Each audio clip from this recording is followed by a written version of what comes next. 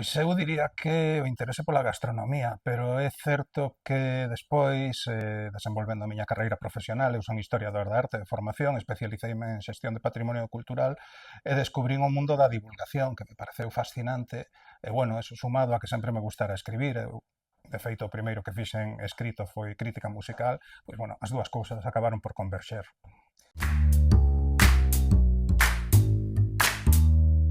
Pois simplificando moito, eu diría que a gastronomía galega é o froito dun cruce de camiños culturais, non? É un punto de encontro de dúas grandes áreas culturais europeas, norte de Europa, con que nos relacionamos máis a través do Atlántico, da climatoloxía e demais, e por a outra banda, pois un sustrato mediterráneo que está aí desde a prehistoria, non? Pero que ao longo do tempo tamén, pois pola relación co conxunto de Estado tivo tamén moita importancia en canto a produtos, pero tamén en canto a xeitos de relacionarnos coa comida e coa cociña, non? E da suma destes dous vectores, pois eu penso que é como mellor podemos explicar que nace o que os entendemos como gastronomía galega, non? Cociña en Galicia.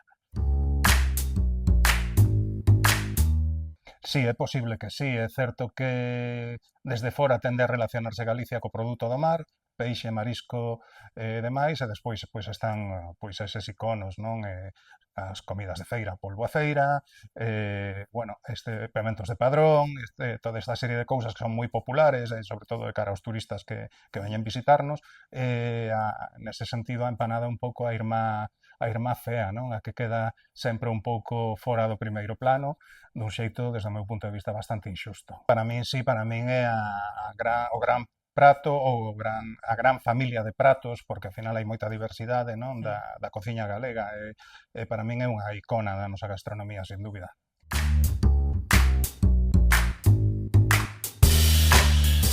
Ao final, pois algo tan simple como que é unha elaboración que consiste nunha masa normalmente rechea con outros ingredientes ou con outras elaboracións, guisos, e demais, aínda que hai excepcións á regla, non? E a partir de aí empezan as variantes as excepcións á norma, como dicía, elaboracións de masas diferentes, procesos de cocción, recheos, técnicas complementarias, e todo iso dá, pois, como resultado un mosaico gastronómico inmenso.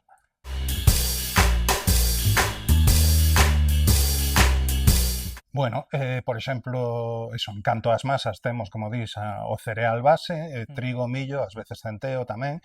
Despois está, se falamos dunha masa fermentada ou sin fermentación, que implica tratamentos diferentes, a partir de aí se enriquece con grasa ou con outros ingredientes, e despois a cocción, non? Se é unha cocción directamente sobre o que é a base do forno, se vai en empanadeira, se vai sobre follas de berza, como se fai noutros sitios, se pintamos a cuberta con ovo, con aceite, se non a pintamos, en fin, empezas a sumar pois factores desa ecuación que ao final os resultados son casi infinitos.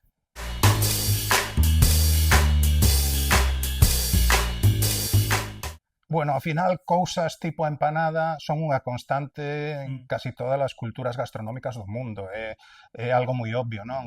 Meterlle ao pan un ingrediente que fai que entre os dous pois, resulten nun prato completo, nunha comida completa. É fácil de transportar, consérvase mellor, prolongas a vida útil do alimento. Entón, empanadas aquí, pizza ripiene en Italia, as pie británicas, hai en todas partes, non? E mesmo se o pensas, se o reducimos todo ao esquema máis básico, unhas guiozas son unha masa rechea cun ingrediente. O que cambia é o método de cocción, pero ao final ese concepto está en todas as culturas, o interesante é como cada un de nós o levamos ao noso terreo.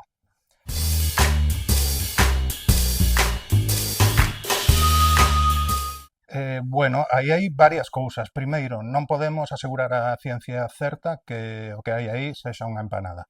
Parece unha empanada, pero podería ser unha torta de pan, podería ser outras cousas, non? Pero dando por suposto, que eu o dou por suposto, que é unha empanada, para min o máis bonito é que representa dous xeitos de relacionarse con esa elaboración coa empanada, non? Se temos en conta a empanada do Pórtico de la Gloria, 1188, e a empanada Pazo de Selmírez, 1270 aproximadamente, que están separadas por 50 metros. Unha é unha empanada moi fina, outra empanada moi grosa.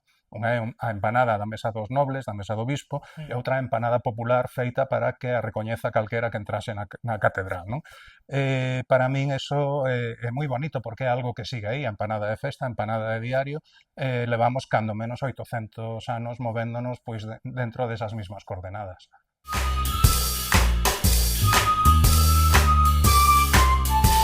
Sí, por unha banda penso que foi un alimento casi de subsistencia, é dicir, alongar a pouca carne ou pouco peixe que houbera con moita masa, e de aí virían esas empanadas máis finas, que serían un 90% masa, e por outra, pois esas empanadas, pastelóns, costradas, etcétera, máis suntuosas, pois que teñen que ver máis pois con cousas como, por exemplo, o timbal de lamprea que aínda se fai hoxe en Padrón, que son cousas, bueno, pois que a día de hoxe un timbal de lamprea pode costar 180 euros. Pois seguimos nesa dicotomía, non? A empanada do ultramarinos do barrio do que podes comprar por 8 ou 9 euros e a empanada ou como a costrada que fan en Pontedeume que podes, según os ingredientes, irte a 200 euros. Que esa castrada dos monxes A costrada, sí, é unha elaboración tradicional en Pontedeume que está prácticamente desaparecida. Non está clara a orixe, hai quen di que ten unha orixe monacal e que, bueno, é particularmente costosa no sentido de que pode levar ata 3 kilos de ingredientes dentro, entón, depende, se pos polo e xamón ten un coste, pero se pos, como hai casos, cocochas, salmón e bacallau, ou rodaballo salvaxe, pois o 3 kilos de rodaballo salvaxe a día de hoxe, todo vai sumando.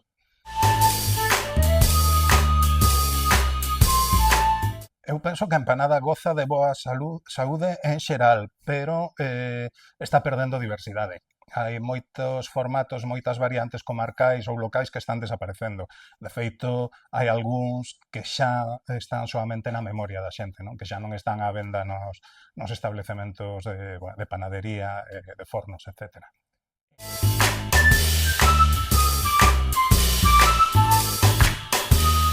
Non, eu defendo que a empanada naceu para ser compartida. Entón, desde ese punto de vista, sempre estivo moi relacionada, por exemplo, con romerías, con festas religiosas, coas festas de verán e demais, festas de final da colleita, etc.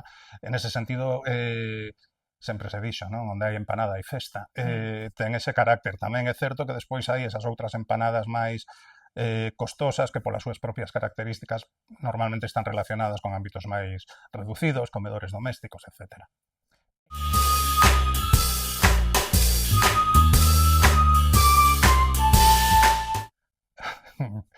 A que aínda non coñezo e vou descubrir mañá. Non, a ver, eu por tradición familiar, as miñas aboas, unha era de Vilanova de Arousa e outra de Noia, entón tiro as empanadas da costa de millo, a empanada de berberechos e millo, por exemplo, podería ser unha, pero se me preguntas dentro de 10 minutos vai ser outra. Eso está guai tamén. Con cuncha, berberechos con cuncha ou sin cuncha? Eu, si pode ser, con cuncha, porque para min esa é a gran aportación técnica da cociña galega. Se o pensas, a xente escandalízase, non? Cando é incómoda, bueno, tamén é incómodo comer unhas gambas, unhas chuletiñas de año, as comemos sin problema, non? Ou comer unhas aceitunas, non temos problema en botar a man. E se o pensas, o feito de implicar esa pequena incomodidade na elaboración permite que a masa, aparte de estar cocéndose desde fora, este hidratándose desde dentro, co xugo do marisco, dos berberechos, co cal consigues dúas texturas e consigues ao tempo que o marisco non se reseque, non? Entón, isto que foi froito da necesidade, para min é unha aportación técnica, é unha doble cocción que non coñezo noutras culturas nas que hai, pois, bueno, tradición panadeira que me parece fascinante. Desde logo, sí. Tamén a Melón, hai tamén a empanada esta de osos de polo, non? Na zona do Courel, pode ser? Aí, sí, esa era unha familia de empanadas que estaba extendida por toda Galicia que se foi perdendo por a cuestión práctica. Hai a empanada de costrelas na rúa, en Valdeorras, a que lle chaman a empanada de bultos na zona do río Tea, a empanada de coello con oso en Mondoñedo. E ao final tiñan todo o sentido, porque a cociña tradicional non estaba para desbotar recursos, non? Entón, estás implicando na cocción deses alimentos os tuétanos, todos os coláxenos, todas esas cousas que ao limpar os filetes perdes, non? Entón, desde un punto de vista hedonista é incómodo, desde un punto de vista práctico e maxia, non? Porque estás engadindo proteína animal dun xeito natural e estás, desde un punto de vista culinario, ademais estás aportando sabor, así que estou moi a favor dese tipo de elaboracións. E iso enlázase, como dices ti, coa vía da cociña de aproveitamento, que incluso chega hoxe tamén, nos nosos días, moitas veces aproveita o cocido, o resto do Claro. cocido para facer a empanada de roupa bella e todo isto, que a verdade é que a empanada saliente un pouco, digamos, ese xeito de cociña de aproveitamento, non? Claro, que bonito da empanada para min é que pode ser un prato de aproveitamento ou para prolongar a vida útil dun ingrediente que empeza a deteriorarse, ao cocelo e conservalo dentro desta costra de pan ou de masa prolongas a vida unha serie de días, e ao mesmo tempo pode ser unha empanada de centola, unha empanada de lamprea, unha empanada de pichóns, pois pode ser un prato tamén festivo, non? O bonito é que podes ir a un extremo ou a outro. Pois polo de agora non. A min unha historia que sempre me gustou foi a de falar da gastronomía non como simplemente un receitario, sino como unha porta de entrada a unha cultura, non? Entón, pois no meu traballo arredor da empanada en particular, estou sempre coa idea na cabeza de falar dun atlas, dunha guía de viaxe, dun itinerario cultural, máis que dun receitario dun libro de cociña, non? Sin que isto lle quite ningún mérito aos libros de cociña, non? Pero penso que reivindicar o valor da cociña, neste caso da empanada, como algo vivo e moi insertado na tradición, pois o mellor xeito de facelo é percorrendo o territorio coa empanada como pretexto.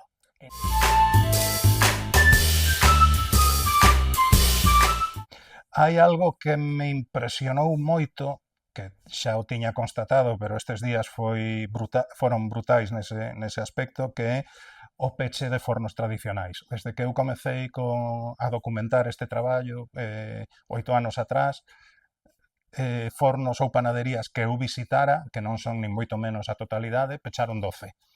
Moitos deles con 100, 150 anos de historia, 6 xeracións, 7 xeracións dentro dunha familia, e todo iso está a pechar. Cada mes, cada 2 meses pecha un, non? Eso é terrorífico.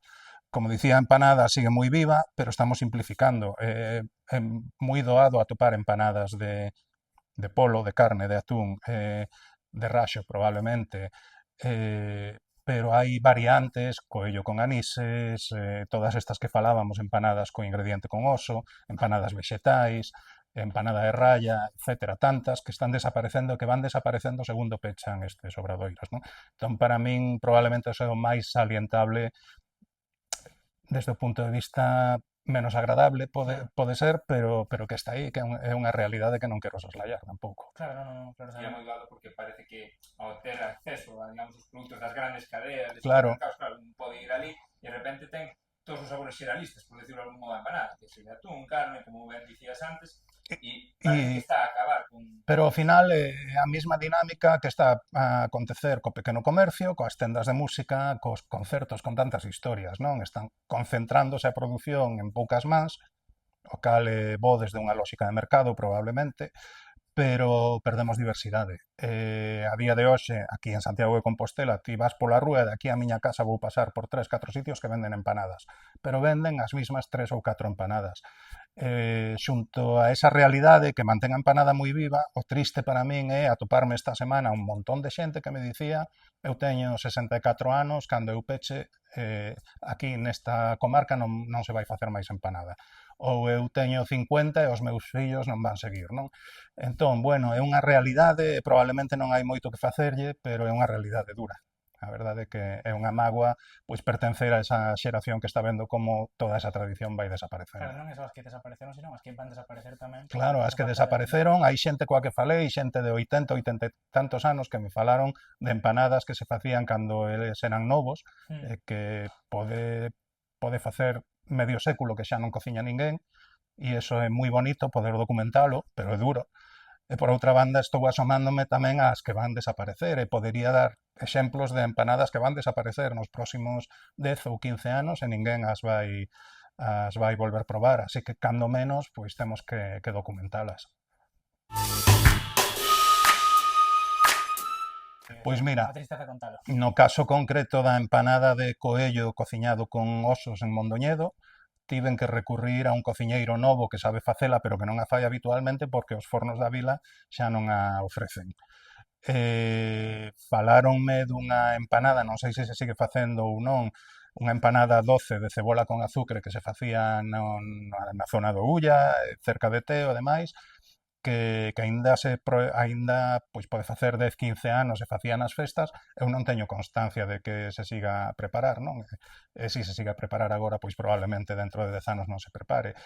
Por poñer dous exemplos, ou a empanada de costrelas da rúa que falaba, sei que nas casas se sigue preparando, pero unha das poucas panaderías que quedaban que elaboraban habitualmente, sin ser por encargo, pechou en 2024. Como esas que me veñan así a cabeza de primeiras, pois podería decir 15, 20 seguramente.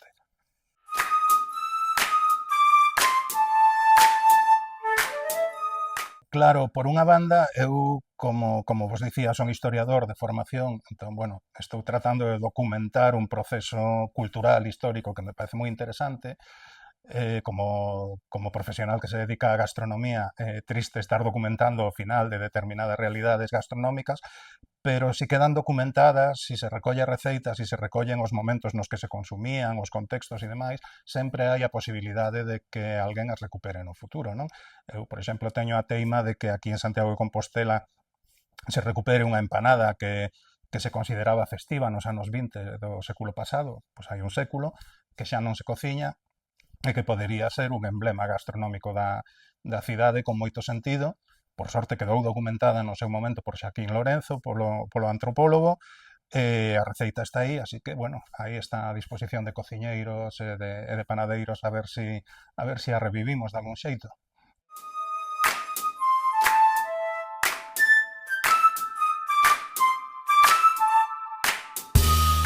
A ver, hai empanadas que están relacionadas casi en exclusiva con determinadas comarcas, máis que con unha localidade, con toda unha comarca, non? Pois, por exemplo, a que lle chaman a empanada de Maravallas na zona de Valdeorras, que é unha empanada que leva acelgas e pataca.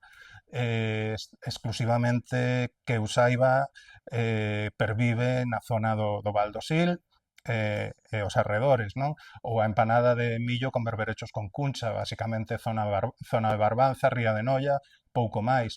O que pasa coas empanadas, como con todas as realidades gastronómicas, é que non hai fronteiras definidas, non é rematas o Concello de Rianxo e no de Dodro, non? As familias pois casaban entre territorios, os comerciantes movíanse dun sitio para outro, entón queda todo un pouco esvaído, pero sí hai grandes áreas, a área dos pastelóns, por exemplo, non? Que é a área de Ortegal, a Mariña, e de Ferrol, Mondoñedo para o sur, pois é moi raro atopalos, aínda que na Coruña, por exemplo, hai puntos de venta, pero son puntos de venta que atraen do norte, non? A Costrada en Pontedeume, etcétera, etcétera. Sigue habendo algunhas, aínda que polo xeral hai unha certa uniformización, non? Que ven desa simplificación da oferta que vos comentaba, e que fai que aquí, que en Lugo ou que en Valdeorras acabemos atopando a mesma empanada de millo cun recheo de atún en conserva.